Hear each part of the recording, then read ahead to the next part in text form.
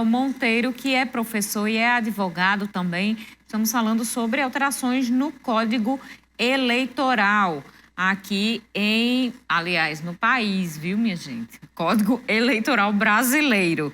Nós temos novidade aí também, falamos já sobre presença de representantes do governo federal aqui em Mossoró em relação à questão do quilombola, mas hoje também teve presença do ministro da Saúde, Marcelo Queiroga, em Natal. Ele fez uma visita ao Laboratório Laís, da UFRN, o laboratório de inteligência em saúde, que tem feito todo um trabalho em relação à Covid-19, o trabalho de informações, de colher informações, de tabular as informações, de trazer para a gente como é o quadro pandêmico aqui no nosso estado. E o ministro Marcelo Queiroga veio fazer uma visita técnica. Nós temos imagens, inclusive, desta visita técnica ao laboratório, conhecer de perto os projetos apoiados pelo Ministério da Saúde. Ele teve a oportunidade de verificar em loco diversos projetos que atuam na melhoria do SUS em todo o Brasil. E está aí presença de deputados, presença de autoridades acompanhando a visita do ministro da Saúde na capital, em Natal. Vocês veem ali o secretário estadual de saúde também acompanhando esta visita. Uma visita interessante, inclusive neste momento em que houve polêmica, né, em relação aí à vacinação. Sobre questão de pandemia também temos volta às aulas. 4 de outubro foi a data definida pelo governo estadual para a retomada de 100% dos alunos no formato presencial. De acordo com dados da Secretaria de Educação, 75% dos estudantes já retornaram às salas de aula. 4 de outubro, essa é a data limite para retorno de todas as escolas que integram a rede estadual de ensino. No Rio Grande do Norte, são 420 mil estudantes, divididos em 588 escolas. Já em Mossoró, são 53 escolas da rede estadual e 21.443 alunos matriculados. De acordo com a Secretaria de Educação do Estado, cerca de 75% dos alunos já retornaram às salas de aula no formato presencial. Mas aqui no Colégio Estadual Eliseu Viana, nenhuma turma voltou ainda em 2020 às salas de aula. No Eliseu Viana, eles estão realizando dedetização e limpeza de salas e áreas comuns. Apenas o setor administrativo e secretaria estão funcionando. De acordo com Rômulo Arnaud, coordenador regional do Sindicato dos Trabalhadores em Educação, mais de 90% dos professores da rede estadual já se vacinaram com as 2 doses. E a data de retomada foi um acordo estabelecido com a Secretaria de Educação e Justiça. Acordamos isso considerando que mais de 95% dos professores nessa data estarão imunizados, que foi sempre o que nós defendemos, que os professores, os trabalhadores em educação deveriam estar imunizados para poder termos essa volta. Na verdade, o ideal é que, inclusive, os alunos também estivessem imunizados, que esse processo continue, apesar das informações aí desencontradas a nível nacional. Na segunda, dia 20, será dado continuidade ao cronograma de retorno com mais uma fase. O representante da categoria admite que os prejuízos para os estudantes foram expressivos e cada escola deve adotar uma estratégia para tentar reparar esse período fora das salas de aula. A aula remota é uma diminuição de perda, né? Porque numa pandemia todo mundo perdeu, todos os segmentos da sociedade, e é claro que a ciência, o conhecimento, a educação perdeu. Mas eu acho que agora, nesse processo já de melhoria, e a gente espera que o processo de vacinação continue acelerando, né, para que a gente possa, de fato, a sociedade voltar às aulas e diminuir mais ainda, porque a gente sabe que nada como as aulas presenciais. Aliás, a pandemia serviu para mostrar a importância da educação e dos professores, né? Exatamente. Mais de 90% dos professores vacinados. Que bom, que boa notícia. Agora falta completar aí o esquema vacinal dos adolescentes, em meio mesmo a essa polêmica com o Ministério da Saúde em relação à suspensão ou não de vacinação dos adolescentes sem comorbidades. Como a gente já trouxe ontem, o estado do Rio Grande do Norte, assim como outros 14 estados, decidiram seguir com a vacinação dos estudantes, seguindo aí a recomendação da Anvisa, a aprovação, aliás, da Anvisa em relação à autorização para a aplicação da Pfizer nos adolescentes. E hoje, aqui em Mossoró, o programa Mossoró Vacina começou a vacinar adolescentes de 15 anos contra a Covid-19. A vacinação está acontecendo no ginásio do SESI. A mudança de faixa etária foi anunciada às 9 horas da manhã de hoje e a vacinação no ginásio do SESI se estendeu aí até às 4 horas da tarde. Amanhã, a imunização começa às 8 da manhã e vai até às 4 da tarde, nos ginásios do SESI e o ginásio Pedro Ciarline. No domingo, a vacinação acontecerá apenas no ginásio de esporte Pedro Ciarline, lá no centro, também das 8 às 16 horas. Hoje, foram aplicadas doses da Pfizer para adolescentes de 15 anos ou mais, Coronavac para a primeira e segundas doses e Janssen para caminhoneiros. A vacina da AstraZeneca está em falta desde a última sexta-feira, dia 10.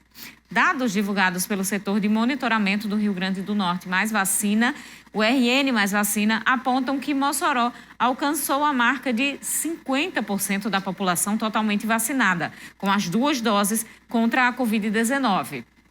De acordo com os números, já foram vacinadas 113.404 pessoas com as 2 doses. Ainda, segundo os dados do RN Mais Vacina, 195.859 moçoroenses já tomaram a primeira dose da vacina contra a Covid-19, o que dá um percentual de 86% da população, aí bem acima da média nacional, inclusive em relação às 2 doses. A média nacional está em torno de 30% e aqui em Mossoró 50%. Que boa notícia! Nós estamos aí nos aproximando dos índices seguros, de acordo com as autoridades de saúde, que fica em torno ali de 70% dos vacinados, totalmente vacinados com as 2 doses. Agora vamos voltar aqui para o nosso assunto, que ainda tem muito assunto para a gente conversar em relação às alterações no novo código.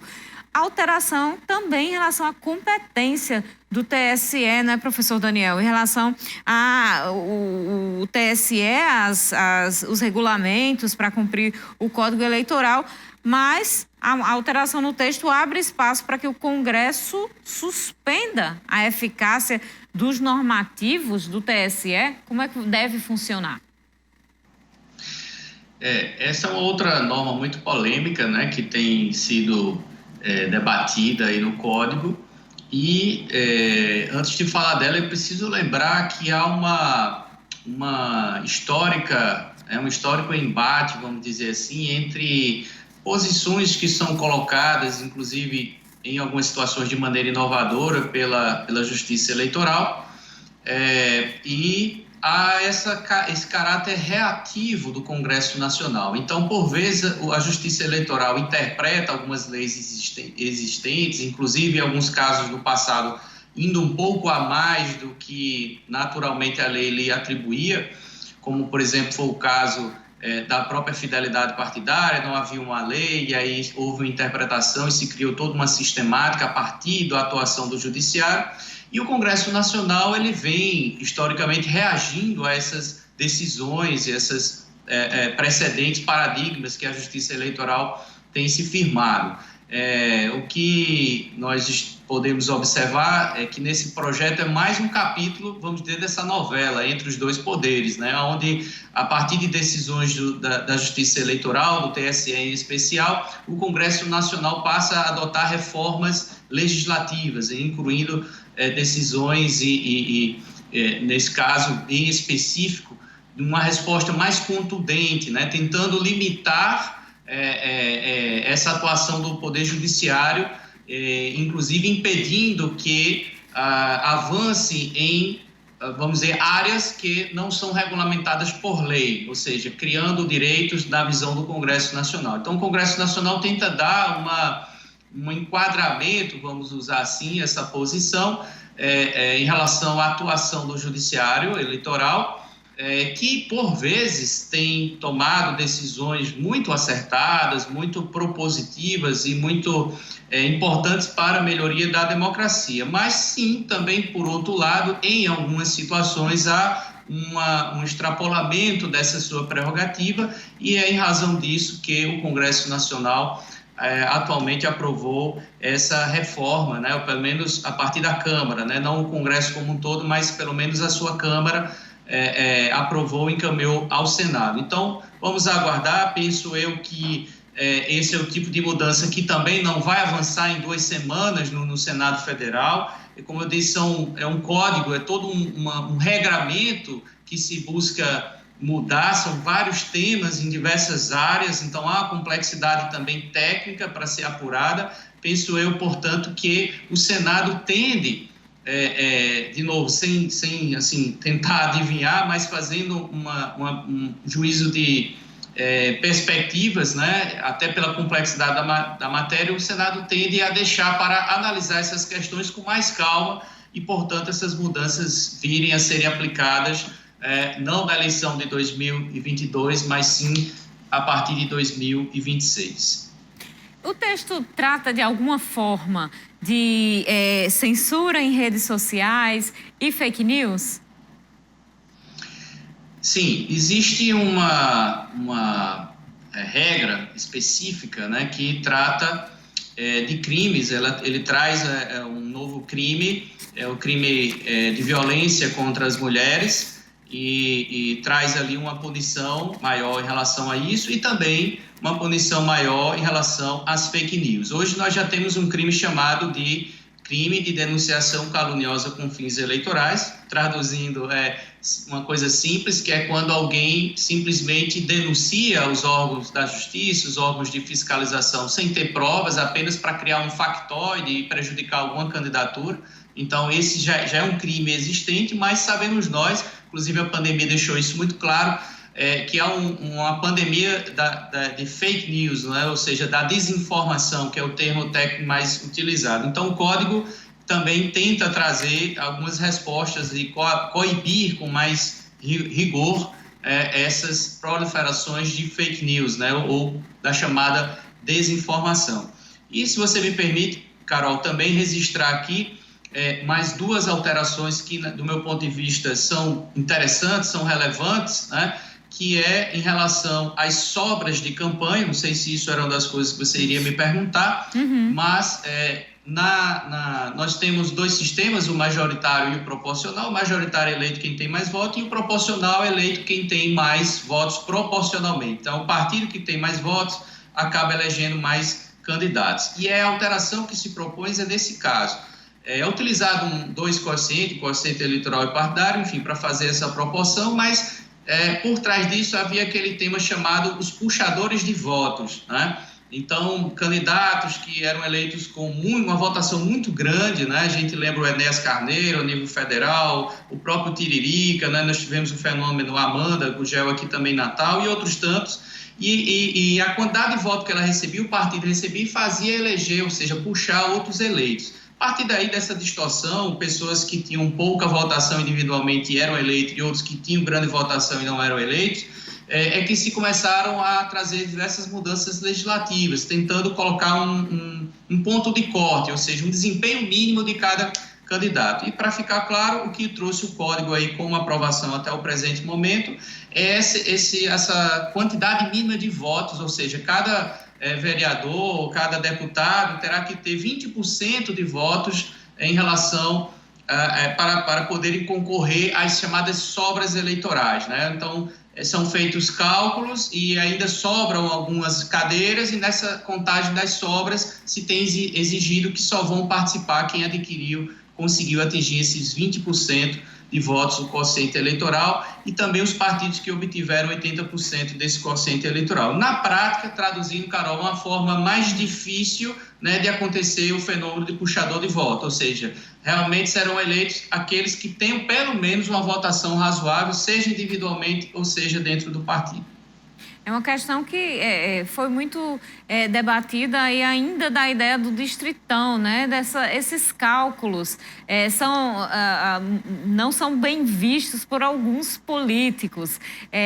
O senhor concorda com o cálculo de quociente eleitoral, com essa questão em detrimento do distritão? Eu penso que o sistema atual já é um sistema bom, Carol, porque já foi testado várias vezes, os problemas que existiram, algumas leis vieram e tentaram corrigir ou atenuar, como a questão do puxador de votos. A lei atual já é boa porque nas primeiras rodadas realmente se considera aqueles votos, a maior quantidade de votos para os partidos e para os candidatos, mas nas sobras permite que todos possam participar. Então é uma mistura de uma certa seleção em relação aos votos proporcionais, mas ao final as sobras se abrem para mais pessoas participarem. Então eu penso que há um certo equilíbrio nesse ponto. O que o Código traz é uma nova perspectiva, se coloca nas sobras de novo um ponto de corte um pouco maior. E é um teste, né? Nós temos observado sempre a cada ano eleitoral, antes, né, do ano eleitoral, se tenta aprovar medidas, mas eu não sou muito favorável a tantas mudanças sem um debate maior, sem atender, sem ser mudanças que representem o que a sociedade realmente está querendo que mude, né? Então, muitas vezes nós observamos mudanças mais voltadas já a uma parte da categoria política, né, da classe política, do que mesmo em prol da população. E se der tempo ainda, Carol, eu queria só lembrar também as candidaturas coletivas. Também é uma tentativa de regulamentar, né, as iniciativas de candidaturas coletivas no novo Código. Tinha anotado também a questão das candidaturas coletivas, ainda tem muitos pontos, agora o que não temos é tempo. Professor Daniel Afinal, Monteiro. 900 artigos, né? Muito obrigada pelos esclarecimentos no programa de hoje. Eu que agradeço e desejo a todos aí uma boa eleição já no próximo ano. Boa preparação. Muito obrigada. Fica o convite aí já aberto para detalharmos um pouco mais depois das discussões do Senado. Muito obrigada pela audiência no programa de hoje. Segunda-feira a gente se encontra aqui. Aproveite seu final de semana com cuidado, a pandemia não acabou. Até lá.